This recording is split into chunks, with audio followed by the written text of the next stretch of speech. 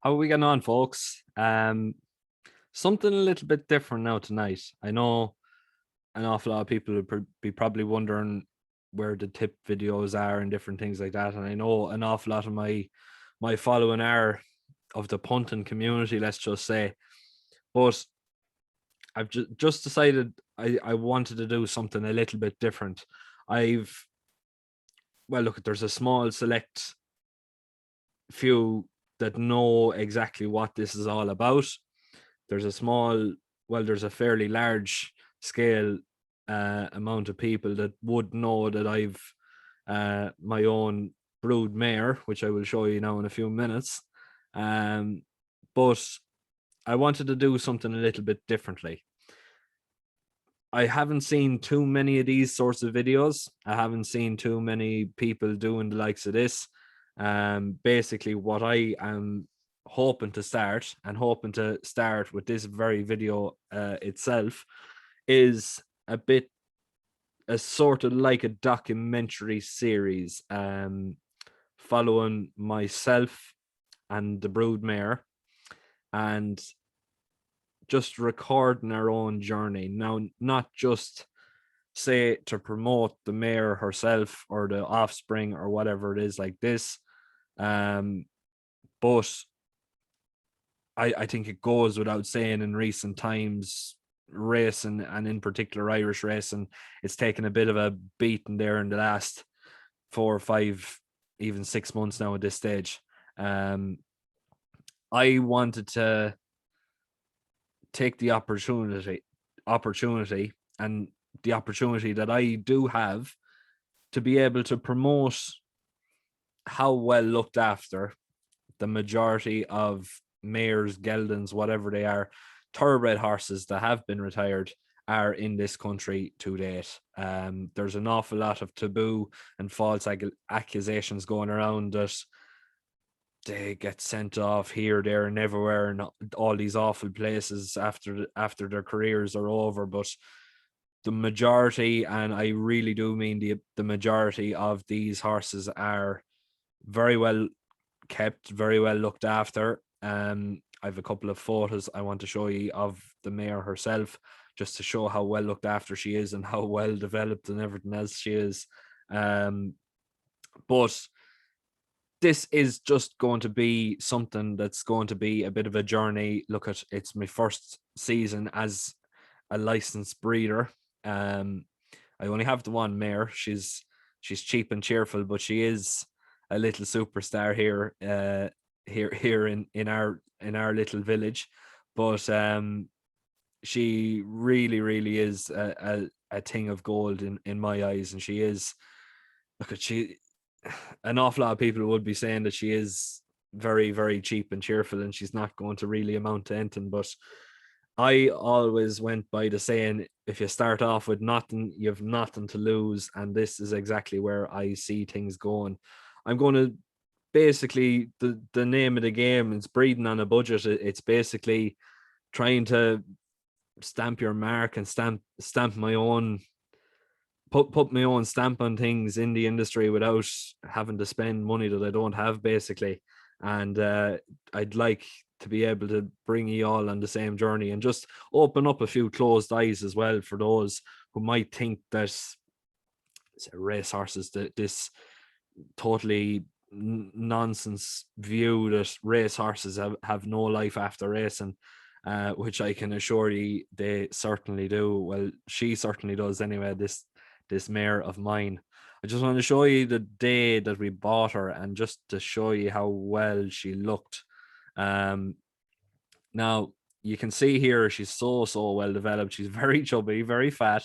She loves her food. She's a I suppose if you were to put a vice on her, it'd definitely be carrots. She loves her carrots. Um, she's very. Now this was taken late in, I think it was late August or late August, early October. But it it just goes to show how well she looks. Lovely shiny summer coat, very well very well fed.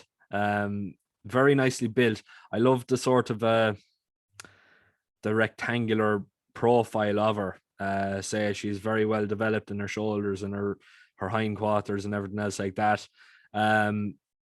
Just a typical, very, very well built mare. For the price we got her, I was definitely very, very happy with her anyway. But I'm just going to get up another photo of her here, which is the most recent one. So this is her now, still in great condition. Now, she's on her own in this particular field, but she's definitely very, very well kept. She's got lots to like. Very, you can see her ears, pricked ears. Very, very happy mare. Very well content in herself. I was hoping to get a few videos of her as well, but it's just I don't know what the story is. My computer hasn't really booted up the video editing system, so I'm just doing it all off Zoom and screen share here at the moment, so I can only get a few photos here for you. But just to give a bit of a brief introduction on her, and just to show exactly how pretty she is and everything else like that. But before we go, we may as well look at the reason and why I actually decided to jump in and buy her. Now, this is her debut. She was trained by David Evans over in England. Her debut was very, very impressive, as you'll see now in a moment.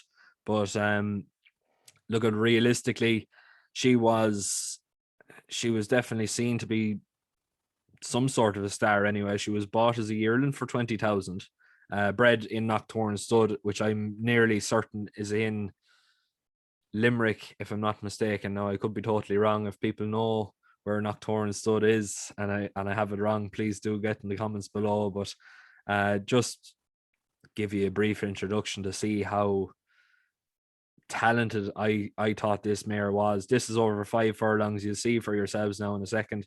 Just going to get the video started up there now. She's in stall 7, so she'll be coming out of here. So now enjoy this beautiful race. So there she is. Nice bit of a break there now. You can see she's just gone into the lead. Heading over to the rails there now. This is over in Lingfield.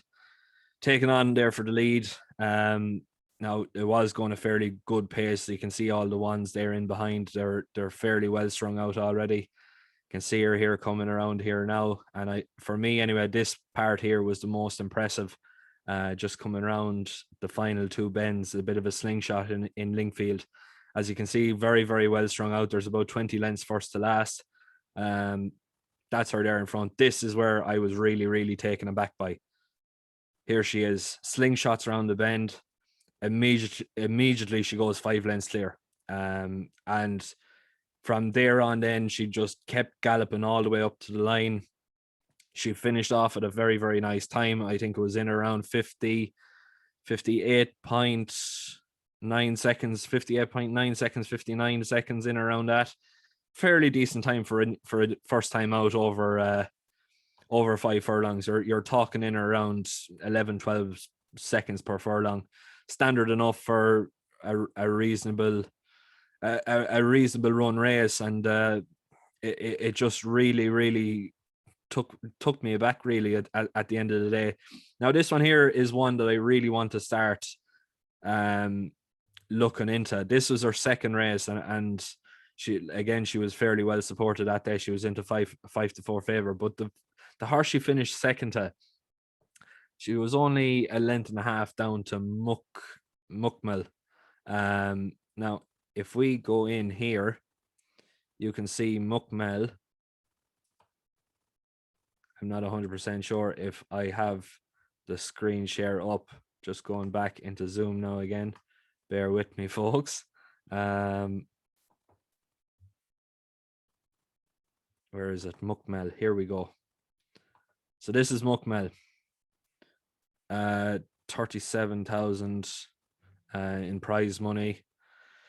He's put up a couple of decent performances now. In fairness to him, like he was definitely seen as a fairly talented sort. He was obviously, he was bred by it doesn't actually say who he was bred by there, but it was it was definitely a fairly nice race and fairly nice sort. It was the class 2 over in Musselburgh. Now that definitely seemed to be her it seemed to be her best, or not her best race, but her next best race. And after that, it just seemed like something went a bit of a miss. She didn't race for um much more after that. She ran a couple of times, didn't really show true color. She was placed, I think, another two times, but in terms of her original performance, which she's seen there at the start, wasn't anything of that sort of standard. But if a horse can produce it once, it can definitely produce it again. That's the way I see it. Something obviously just went wrong with her. Whether she just didn't want to race anymore or not, I don't know. I tried to find out different, like, just by looking up different reports and different things like that. I couldn't find anything. Tried making contact with the trainer, couldn't. I that was unsuccessful as well. So I'm not 100% sure what exactly went wrong with her racing career, but I know since then she has been retired as a broodmare. She's produced four foals, 4 or 5 foals. One of them is racing out in France. Um, the rest of them haven't taken to the track yet, but I'd be expecting to see one or two now starting to come on fairly shortly now. Um, Realistically, I think that she has the potential to produce something of some sort of caliber. Now, in terms of producing anything of black type, I don't think so. I think what we'd be hoping for is to produce something that's cheap and cheerful, that's going to win a few handicap races, few maiden races, different things like that. I'd love to be able to say I'd be able to produce something of black type with her, but I don't think it's going to happen. Simply because, look at black type, especially on the flat, you need to have top sires. You need to have the best of the best, and we just don't have the funds to be able to go to these particular sires and to put more risk than reward on us. But we'd be hoping that she'd be able to produce a few winners. I'll go on to that as well by the end of the video, but we may as well keep on looking at a few other things as well. Now, we're going back here again, back to the original the original race there with Muckmel. Now, as you can see here, this is what you call equiline 5 cross pedigree. And this is what I am personally looking at here. I'm just going to move myself out of the way there and over here, simply because it'll just make things a little bit easier for you all. As you can see, look at the bloodline of the mare Cheerio Sweetie. You can see it all there. Captain Rio by Curve, Pivotal, Beloved Visitor, Desert Style, Belle de Cadix. And just say, out of interest, we've gone with Dragon Pulse as the sire for this hypothetical foal. Now, as you can see, fairly nice pivotal cross there.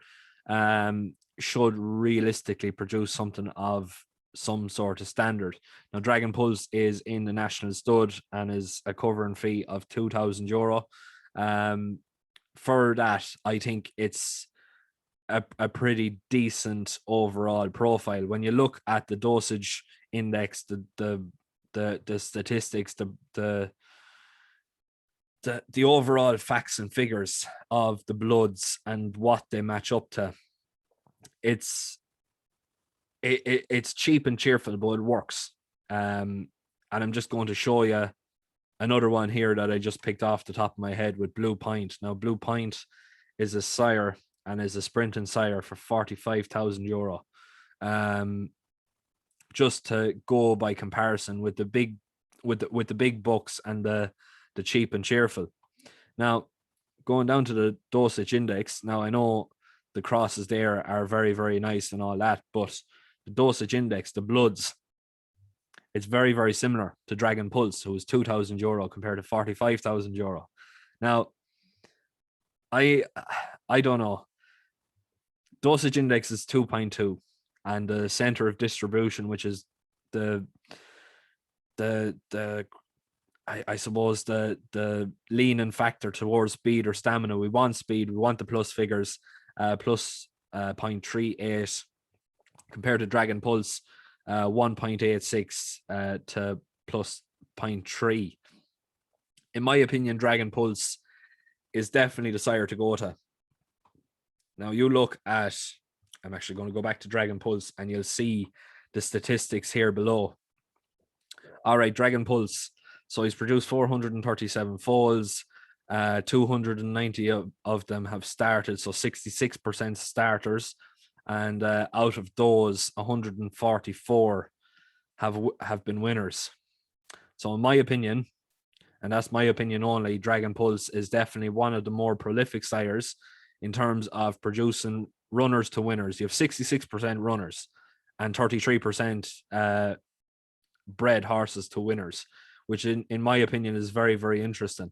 Now, going on to the mare, obviously being a progeny of Captain Rio, you know yourself, like Captain Rio is definitely known to be one of the more prolific broodmare sires you can really go for. Really, there's 157 mares that have produced 467 foals, of which 217 of them have started, which is a 46%.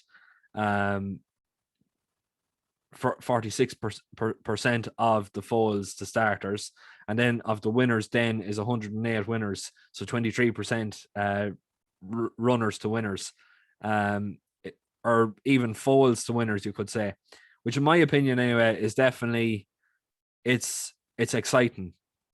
It's not only is it exciting for me, but it's exciting, say, as to where things can go with this mare. We know that being a progeny of Captain Rio, she does possess the ability to produce a winner and to produce something that's going to be of some serious standard. Now, Dragon Pulse as well. Dragon Pulse is produced, and he's well known for producing top horses and top quality sprinters and everything else like that. I think he is definitely the one to be going to in terms of starting out. For the sake of €2,000, you cannot really go wrong. Now, just going into Dragon Pulse here, there's Dragon. As you can see, very, very strongly built, very, very nicely bred as well, being by Kalachi. He's the highest rated son of Kalachi as well. When he was running, he toppled an undefeated, well thought of horse as a 2 or 3 year old, but it was out in Paris when he bet him that particular time. I'm just trying to find when he did it. I'm not 100% sure if I have it here, but I know that's what really caught my eye with him over 7 furlongs. 7 furlongs was his ideal trip. As you can see, look at Poetical then as well, Kalachi.